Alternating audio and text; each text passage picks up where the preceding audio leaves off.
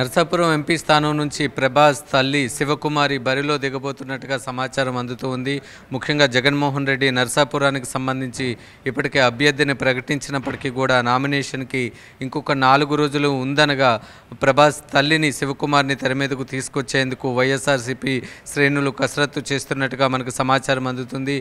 దాంతోపాటు తల్లి కోసం ప్రభాస్ 3 నియోజకవర్గాల్లో ప్రచారం చేయబోతున్నట్టుగా కూడా సమాచారం అందుతుంది. ముఖ్యంగా రఘురామకృష్ణంరాజుని ఓడించడమే ప్రధాన లక్ష్యంగా వైసీపీ పెట్టుకున్నట్టుగా తెలుస్తుంది.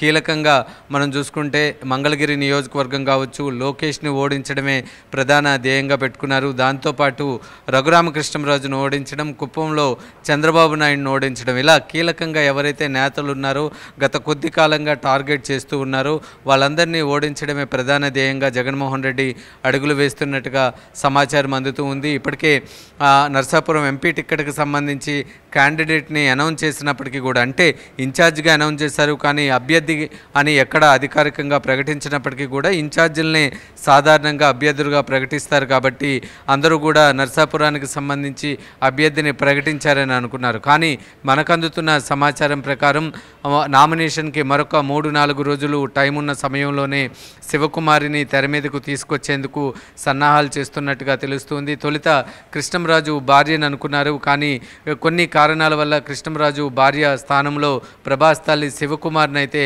తెర మీదకు తీసుకొచ్చేందుకు ప్రయత్నాలు చేస్తూ ఉన్నారు. అయితే తల్లి కోసం ప్రచారానికి ప్రభాస్ కూడా అంగీకారం తెలిపినట్టుగా కూడా వైసీపీ శ్రేణులు చెప్తా ఉన్నాయి. మరికొద్ది రోజుల్లోనే వైసీపీ అంటే మార్చి 9వ తారీఖున నోటిఫికేషన్ వస్తుంది అని అందరూ భావిస్తూ ఉన్నారు.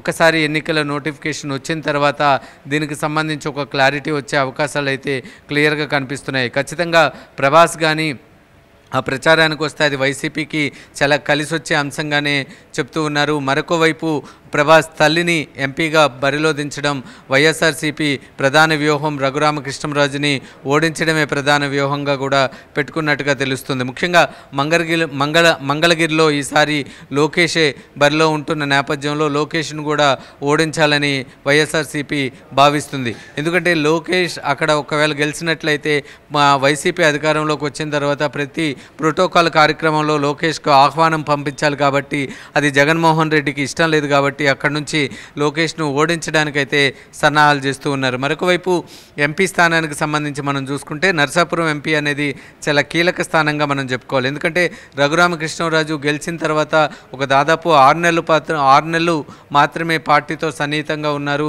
తర్వాత నుంచి కూడా ప్రతినిత్యం రచ్చబండ కార్యక్రమంతో జగన్మోహన్ రెడ్డి పైన విమర్శలు చేస్తున్న పరిస్థితి అయితే కనిపిస్తూ ఉంది. వ్యక్తిగతంగా కూడా జగన్మోహన్ రెడ్డికి రఘురామకృష్ణంరాజుకి ఒక క్లాస్ అయితే స్పష్టంగా కనిపిస్తుంది. అయితే ఈ నేపథ్యంలోనే రఘురామకృష్ణంరాజు నర్సాపురం నుంచి ఉమ్మడి అభ్యర్థిగా బరిలో ఉంటున్నారు. అయితే నర్సాపురంలో రఘురామకృష్ణంరాజుకి చెక్ పెట్టాలంటే ఖచ్చితంగా ప్రభాస్ వాళ్ళ మదర్ని తీసుకురావడమే సరైందని వైసీపీ శ్రేణులు భావిస్తున్నాయి. అందులో భాగంగానే ప్రభాస్ వాళ్ళ మదర్ని అయితే తెర మీదకు తీసుకొని రాబోతున్నారు.